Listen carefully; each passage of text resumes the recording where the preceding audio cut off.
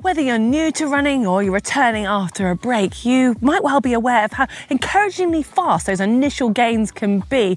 It's great, motivation is high and you just can't get enough of it. Yeah, fast forward a couple of months though, and that progress can start to plateau. That is, unless you have a plan, and that's where we come in.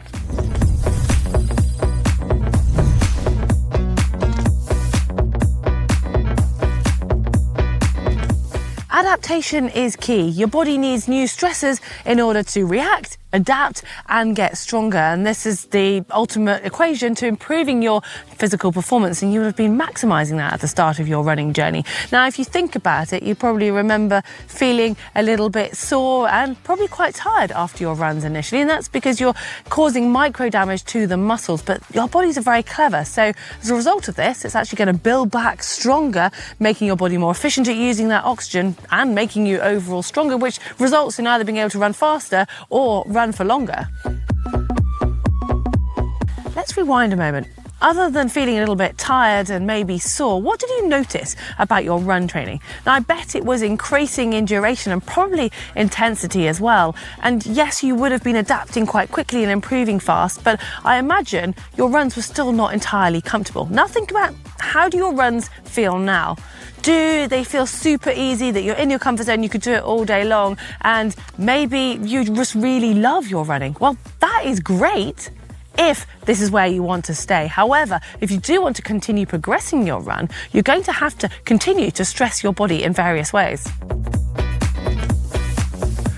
Motivation is key to keep progressing. The why of your running. What do you want to improve? Perhaps you have a specific distance you want to achieve, or perhaps a specific goal race, or perhaps you just have a friend you want to keep up with. Whatever it is, try to make your goal as specific as possible and then set a date for that achievement. Once you have a date and a goal pace and a goal time, you can then work a plan to get there. And remember, your plan should keep increasing gradually, but it might not be completely linear. For example, if your plan is 3 months long and your goal is in 12 weeks time, you might want to do 3 weeks of harder work and building the intensity, and then 1 week easier to absorb that and repeat that cycle 3 times. If your goal is even further in the distance, you may want to break it up into bigger sections where the first half of your training focuses on endurance, and then in the second half you focus more on speed and race pace.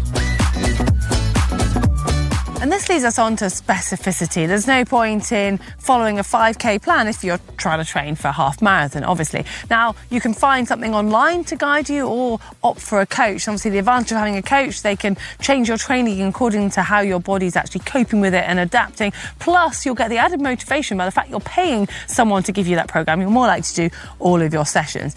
If you are going to make your plan yourself, then you're going to need to make sure you include some work on pace, as in at your target race pace.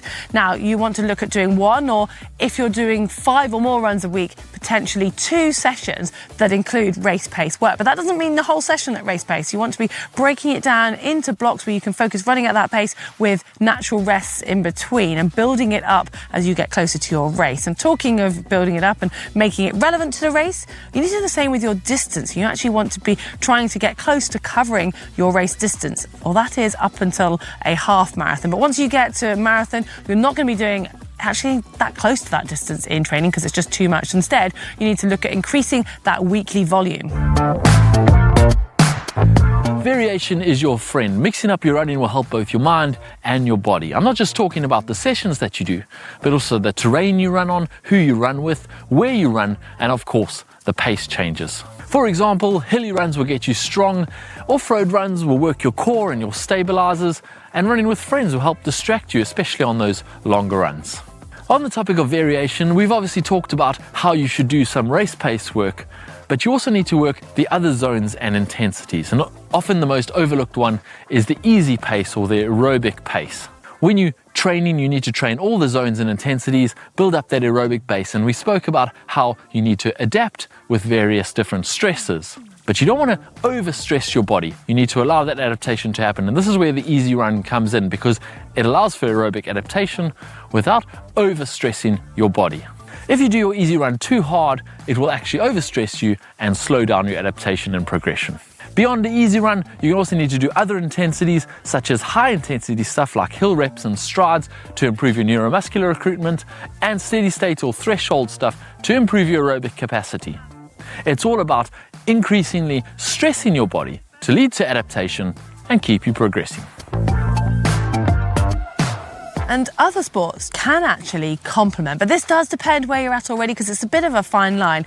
If you're a triathlete and you really want to focus on improving your run and taking it to the next level, you might need to look at reducing your cycling, as this isn't actually going to complement your running and could be holding you back. Yes, you'll get a bit of an aerobic benefit from the base training, but beyond that, it's just different muscle groups. Swimming, however, can still be really beneficial as it can help with recovery with your runs as long as you're not getting too tired from doing it all.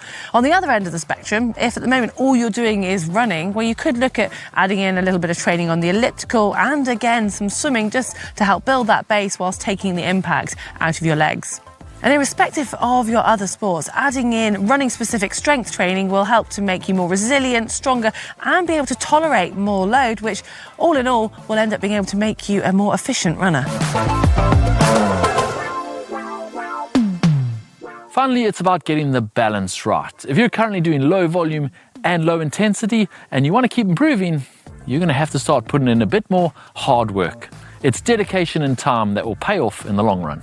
Well, that said, if you're watching this and you're thinking, well, I'm already doing a lot of volume and I've got quite a lot of high intensity, but I'm not seeing any more progression, it could be that you're risking overtraining and you're just not having enough rest and time for your body to repair. If this does sound like you, then make sure you prioritize those rest days and also make sure that your easy runs are actually easy. We hope you've enjoyed this video, and if it's helped you, hit that thumbs up button to support the channel and don't forget to subscribe to all of our GTN videos.